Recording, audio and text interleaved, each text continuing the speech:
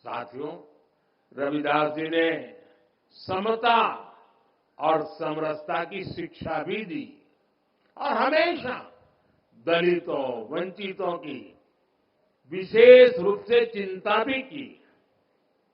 समानता वंचित समाज को प्राथमिकता देने से ही आती है। इसलिए जो लोग, जो वर्ग विकास की मुख्य धारा से जितना ज्यादा दूर रह गए, पिछले 10 वर्षों में उन्हें ही केंद्र में रखकर काम हुआ है। पहले जिस गरीब को सबसे आखिरी समझा जाता था, सबसे छोटा कहा जाता था, आज सबसे बड़ी योजनाएं उसी के लिए बनी है। इन योजनाओं का दुनिया में सबसे बड़ी सरकारी योजनाएं कहा जा रहा है। आप देखिए, कोरोना की इतनी बड़ी मुश्किल आई, हमने 80 करोड़ गरीबों को मुफ्त राशन की योजना चलाई।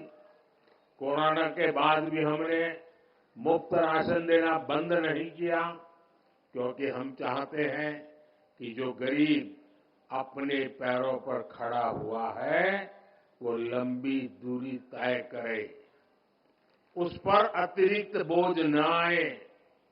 ऐसी योजना इतने बड़े पैमाने पर दुनिया के किसी भी देश में नहीं है।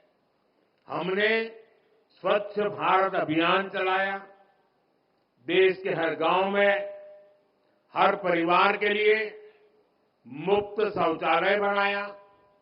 इसका लाभ सबसे ज्यादा दलित, पिछड़े हमारे परिवारों को, खासकर हमारी एससी, एसटी, ओबीसी माताओं बहनों को हुआ है।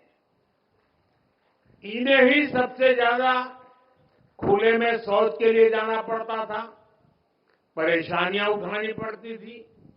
आज देश के गांव-गांव तक साफ पानी पहुंचाने के लिए जल जीवन मिशन चल रहा है।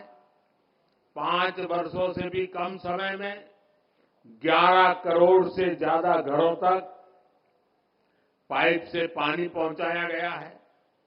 करोड़ों गरीबों को मुफ्त इलाज के लिए आयुष्मान कार्ड मिला है।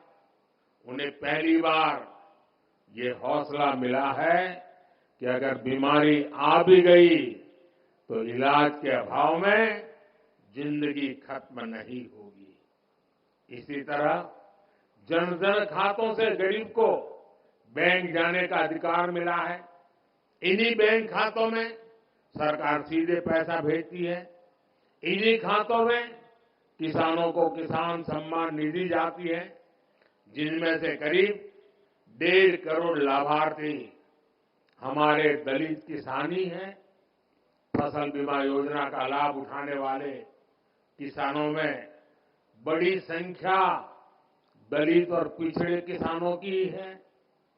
युवाओं के लिए भी 2014 से पहली जितनी स्कॉलरशिप मिलती थी, आज हम उससे 2 गुनी स्कॉलरशिप दलित युवाओं को दे रहे हैं।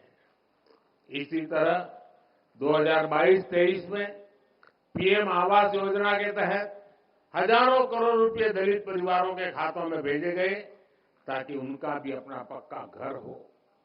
और भाइयों बहनों, भारत इतने बड़े बड़े काम इसलिए कर पा रहा है क्योंकि आज दलित, वंचित, पिछड़ा और गरीब के लिए सरकार की नीयत साफ है। भारत ये काम इसलिए कर पा रहा है क्योंकि आपका साथ और आपका विश्वास हमारे साथ है। संतों की वाणी हर युग में हमें रास्ता भी दिखाती है और हमें सावधान भी करती है। रविदास जी कहते थे, जात पात्र के फेर मही, उर्जी रही सब लोग, मानुष ताकू खात है, रैदास जात कर लोग। अर्थात ज्यादातर लोग जात पात के भेद में उलझे रहते हैं, उलझाते रहते हैं। जात पात का यही रोग मानवता का नुकसान करता है। यानी जात पात के नाम पर जब कोई किसी के साथ भेदभाव करता है तो वो मानवता का नुकसान करता है। अगर कोई जात पात के नाम पर किसी को भड़काता है तो वो भी मानवता का नुकसान करता है। इसलिए भाई और बहनों, आज देश के हर दलित को, हर पिछड़े को एक और बात ध्यान रखनी है।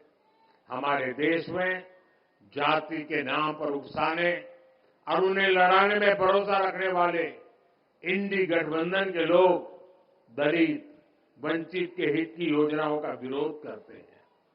और सच्चाई ये है कि ये लोग जाति की भलाई के नाम पर अपने परिवार के स्वार्थ की राजनीति करते हैं। आपको याद होगा, गरीबों के लिए शौचालय बनाने की शुरुआत हुई थी तो इन लोगों को उन्होंने इसका भी मजाक उड़ाया था। उन्होंने जनधन खातों का भी मजाक उड़ाया था। इन्होंने डिजिटल इंडिया का विरोध किया था।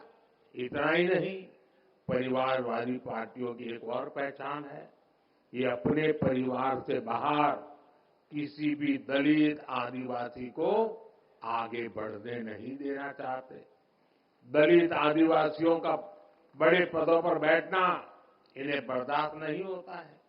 आपको याद होगा, जब देश में पहली आदिवासी महिला राष्ट्रपति बनने के लिए महामहिम द्रौपदी मुर्मू जी चुनाव लड़ रही थी तो किन किन लोगों ने उनका विरोध किया था? किन किन पार्टियों ने उन्हें हराने के लिए सियासी लामबंदी की थी? वे सब की सब यही परिवारवादी पार्टियां आई थी जिन्हें चुनाव के समय दलित, पिछड़ा, आदिवासी अपना वोट बैंक नजर आने लगता है। हमें इन लोगों से, इस तरह की सोच से सावधान रहना है। हमें जातिवाद की नकारात्मक मानसिकता से बचकर रविदास जी की सकारात्मक शिक्षाओं का पालन करना है।